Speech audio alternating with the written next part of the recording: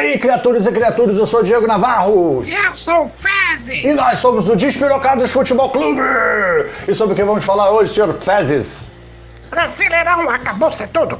Isso, Campeonato Brasileiro que findou-se, acabou agora, campeonato pandêmico, estádios vazios, Flamengo campeão, aquela doideira, o campeonato todo, cada hora era um que estava na liderança. Vamos falar sobre tudo isso agora, depois da vinheta. Solta a vinheta!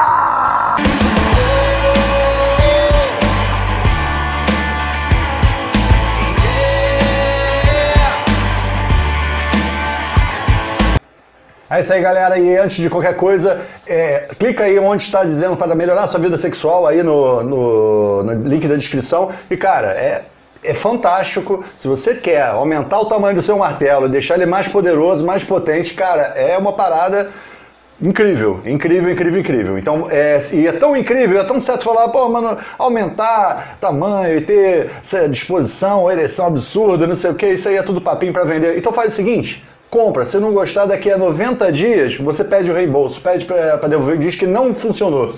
Pode fazer isso, eles te dão essa garantia, a empresa dá essa garantia, e é aprovado pela Anvisa, não causa mal nenhum, não é igual o Viagra que fica palpitando, não é nada disso. Então, tipo, te garanto que você vai se amarrar.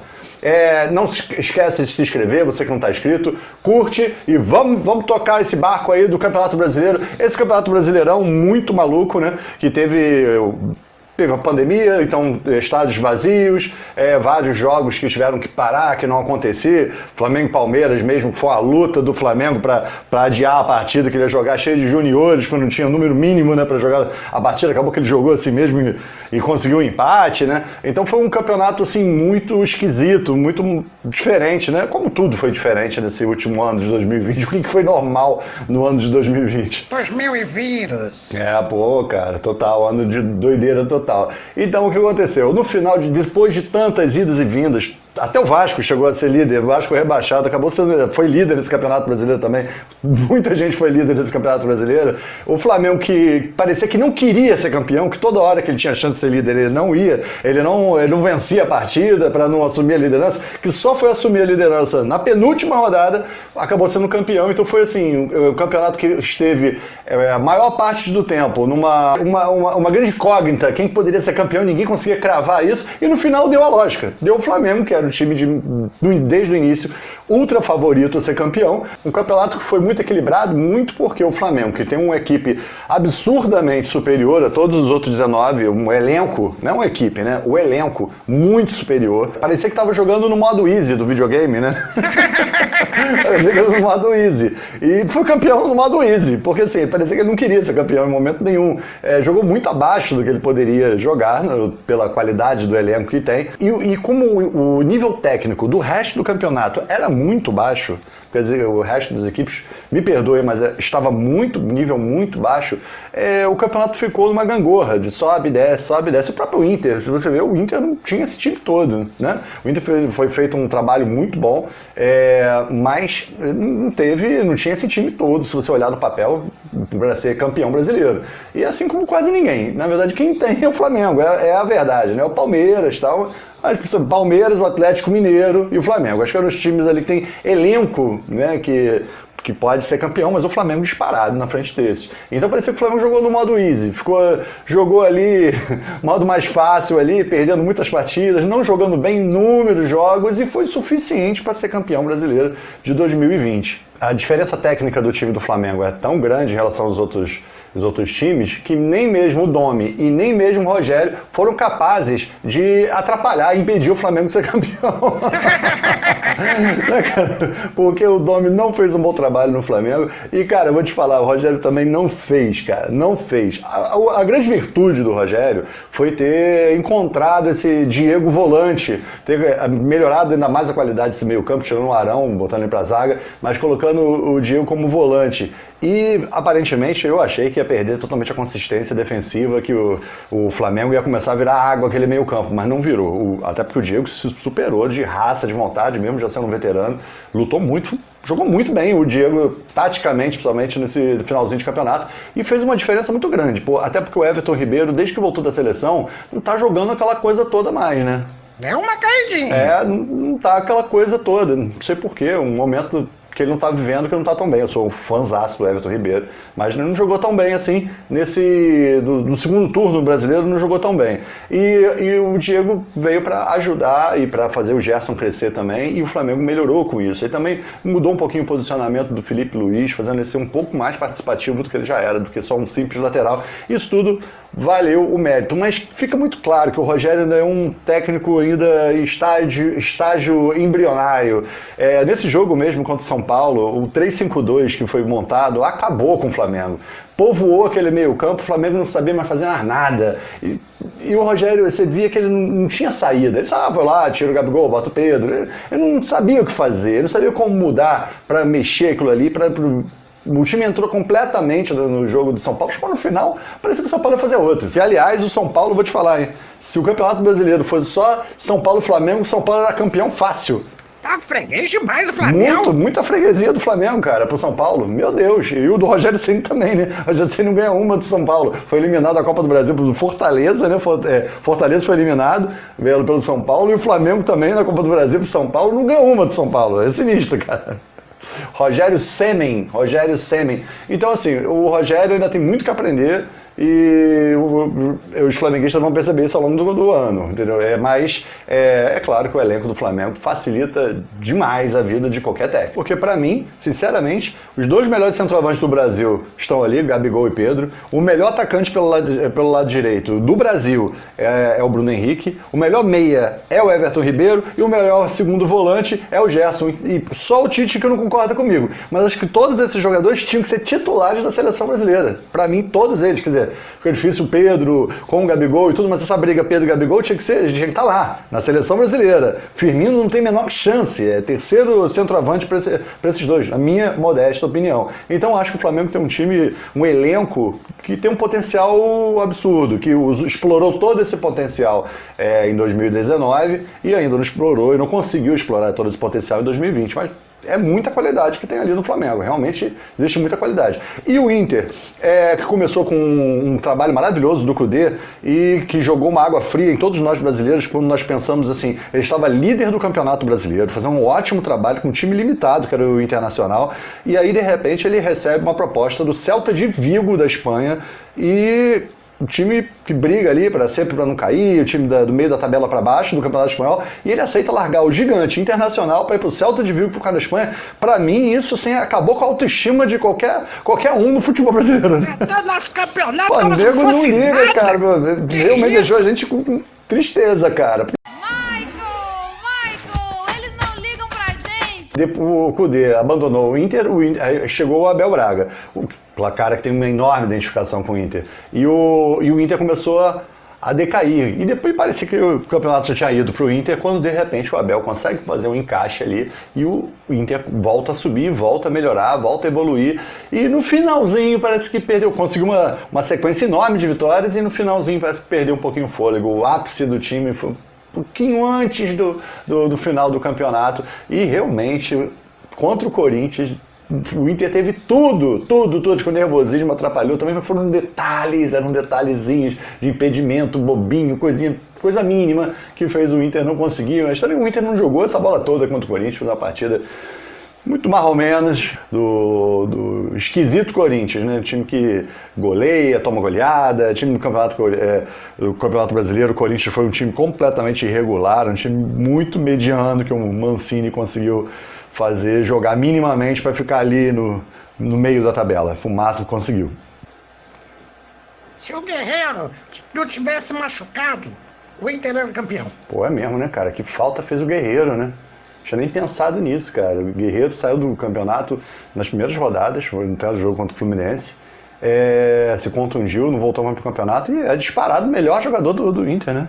O melhor jogador do Inter, não tem Galhardo, não tem nada. O melhor jogador com certeza é o Guerreiro. E realmente o Inter, com certeza, teria muitos pontos a mais se o Guerreiro tivesse jogado, porque ele é um jogador que faz a diferença, né? Um belíssimo centroavante. Já o Atlético Mineiro, eu esperava muito do Atlético Mineiro, do Sampaoli, e o Atlético começou a ficar aí muito bem. Eu achei que o Atlético Mineiro era o time que ia incomodar o Flamengo nesse campeonato, né? Achou também? E com São Paulo, né? Pô, eu achei que realmente o Galo ia impressionar e chegou a estar ali na liderança. Uma intensidade incrível que o Galo tinha. Era uma velocidade, um jogo muito intenso no primeiro turno do campeonato. Atacando o tempo todo, uma pressão o tempo todo, pressão na saída de bola, era uma coisa incrível. De repente, por alguma razão, começou a decair essa pressão, essa força, essa energia, e o ritmo do time do Atlético começou a mudar. E ele começou a ir no slow motion, né? Começou a reduzir a velocidade. Até o Sampaoli começou a ficar mais devagar. Até o Sampaoli reduziu a velocidade? Acho que não, ele estava lá arrancando os cabelos que ele não tinha.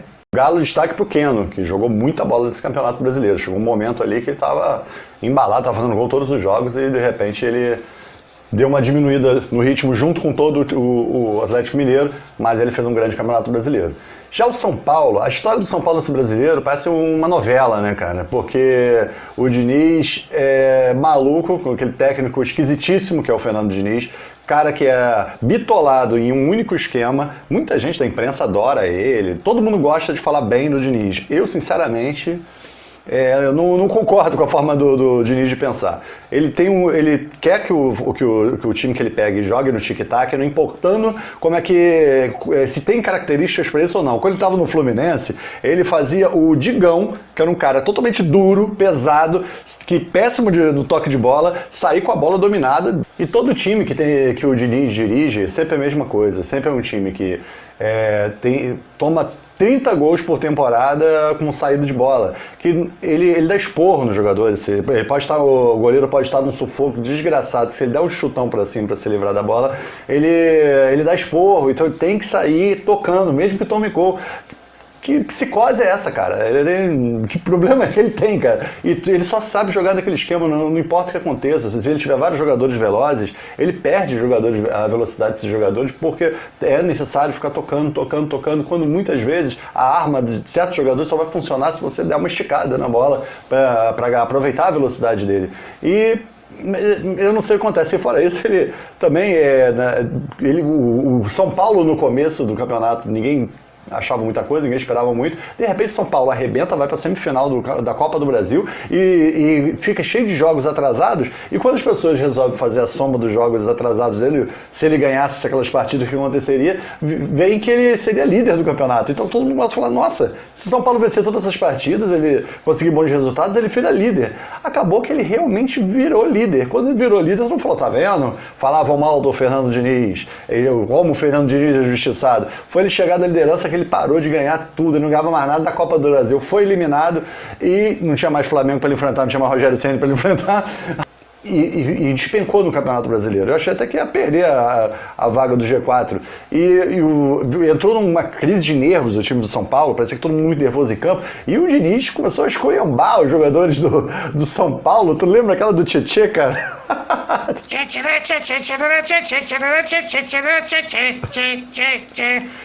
Diniz xingou você. Caraca, aí de maneira o Diniz xingando ele. Seu perninha, seu ingrato, perninha. Cara, perninha que eu conheço é o Soteldo. Ele é perninha. Que porcaria de xingamento é esse? Seu perninha. E falando em Santos, né? Um dos finais mais melancólicos do campeonato, porque eles chegaram à final da Libertadores, aí não ganharam a Libertadores, não conseguiram se acertar mais no Campeonato Brasileiro. Depois dali, terminaram em 8º lugar, sem vaga para Libertadores. O Marinho, que eu achava, para mim era o nome certo como craque do campeonato, acabou não ganhando o título de melhor do campeonato, Bola de Ouro. Quem ganhou foi o Claudinho, do Bragantino. Que merda, hein? Sabia não? Foi um grande campeonato, foi inclusive um dos artilheiros junto com o Luciano, foram os 2 artilheiros com 18 gols, mas eu achava que ia ser um Marinho, tudo que ele fez no campeonato. Eu acho que foi um final melancólico pro Santos, assim, o Santos de Cuca. Mas ele chegou à final da Libertadores, isso fica marcado. Agora, quem se deu muito bem esse ano e ninguém esperava nesse brasileiro foi o Fluminense, né, cara? Porque o Fluminense O Fluminense não dá pra esperar, que esse time é longe não, cara. Um time que muito lento, muito travado, mas com muita consistência de marcação no meio campo, muita força de marcação no meio campo, uma dupla de zaga muito interessante, alguns jogadores interessantes, né? O Lucas Claro, que é um zagueiro que eu acho muito, muito bom. O Nino é um zagueiro muito bom. Tinha o Matheus Ferraz, também é bom. E no meio, vários jogadores que também geraram uma consistência legal, o Yuri, Dodi, outros jogadores que conseguiram fazer com que o Fluminense fosse um time consistente, com boa finalização. O Nenê e o Fred, os vovôs do time, tiveram lá seus lampejos. O Nenê teve um momento muito, muito bom no começo do Campeonato Brasileiro, né? Vovô tava on. O Nenê tá on, E o Fred entrou depois, que também atuando em algumas partidas bem, outras não. Depois ele deu uma embalada, começou a jogar bem, taticamente jogar bem. E a garotada de Xerém sempre está ali presente, conseguiu ajudar, e no final das contas o Fluminense ficou em quinto lugar, um honroso quinto lugar. Destaque positivo também para o Ceará. Duvina! Jogou muito. Para o Bragantino também. O Claudinho! Claudinho jogou muito realmente. O Claudinho provavelmente vai ter uma briga de foice para ver quem fica com ele dali para frente, né? Acredito que o Bragantino não vai conseguir segurar, né? E nós vamos ter que falar sobre aquela zona maldita, a zona do rebaixamento, que vai contar com vários campeões brasileiros. É verdade. Cara, o Coritiba foi rebaixado, campeão brasileiro em 85. O Botafogo e o Vasco, o Rio de Janeiro, além do Goiás, mas o Goiás não foi campeão brasileiro. O Rio de Janeiro só vai contar com dois times cariocas no Campeonato Brasileiro, cara, do ano que vem, do próximo campeonato, não sei quando é que vai começar esse campeonato. Caraca, meu irmão, Vasco e Botafogo, mas o que me assustou do Botafogo é que o comportamento do time do Botafogo já estava de rebaixado muito, muito antes do campeonato acabar, das chances dele acabar. Eles se entregaram há muito tempo, achei isso muito preocupante. Lembra do Fluminense 2009? Pois é, o Fluminense de 2009 é um exemplo. Precisava de um milagre, o milagre aconteceu. Você só consegue, futebol acontece em milagres, mas você tem que buscar, você tem que tentar, tem que acreditar que dá. E depois o Vasco caiu, eu não achava que o Vasco ia cair mais, cara. Eu também. Eu não achava mais que o Vasco ia cair, eu achei que o Fortaleza ia cair. Eu também. Eu achava que era o Fortaleza. E o Vasco, nas últimas rodadas, porque o Vasco não tinha time pra cair, assim. O time bom, não era bom. Mas um time razoável, time de meio de tabela. Olha pro time do Vasco e o time do Corinthians. Não é mais ou menos a mesma coisa? Mesmo nível. Mais ou menos a mesma coisa. Não vejo, que diferença do Corinthians pro Vasco. Não vejo. E o Corinthians não tinha time pra cair, o Vasco acho que também não. Né? E, ainda caiu com aquela dupla boa, né? De gringos ainda, o Benítez, o Cano. E caiu, simplesmente caiu. Quem tem os direitos da segunda tá como? Pô, deve estar como, né? Esfregando as mãos quem tem o direito de transmissão da segunda divisão ano que vem. Cara, deu Cruzeiro cabuloso, Vasco, Botafogo, Coritiba. Cara, esse campeonato brasileiro da segunda divisão foi o melhor da história, Esse cara. vai. Pô, mas muito maneiro. Todo mundo vai querer ficar acompanhando os dois. Vai ser melhor do que aquele que teve o Palmeiras e o Botafogo, né? Esse vai ser melhor, cara. Esse vai ser fogo. Vai ser maneiraço. Esse vai ser muito maneiro, esse campeonato da segunda divisão. Eu sei que botafoguenses e vascaínos não estão gostando nada da minha conversa, mas é verdade. Vai ser um campeonato brasileiro bem divertido da segunda divisão do ano que vem. Por hoje é só, pessoal. Como diria o Gaguinho. Por hoje é só, pessoal. Então, não se esqueça de se inscrever. Não esqueça de, caso você não esteja inscrito ainda, isso é muito importante pra gente. E parabéns, Flamengo, bicampeão brasileiro. Parabéns, Flamengo. E vamos para as frases inesquecíveis que adoraríamos esquecer. E até o próximo vídeo. Valeu! Iiii! Valeu, galera. Frases inesquecíveis que adoraríamos esquecer. Comigo ou semigo, o Corinthians será campeão. Vicente Mateus, ex-presidente do Corinthians.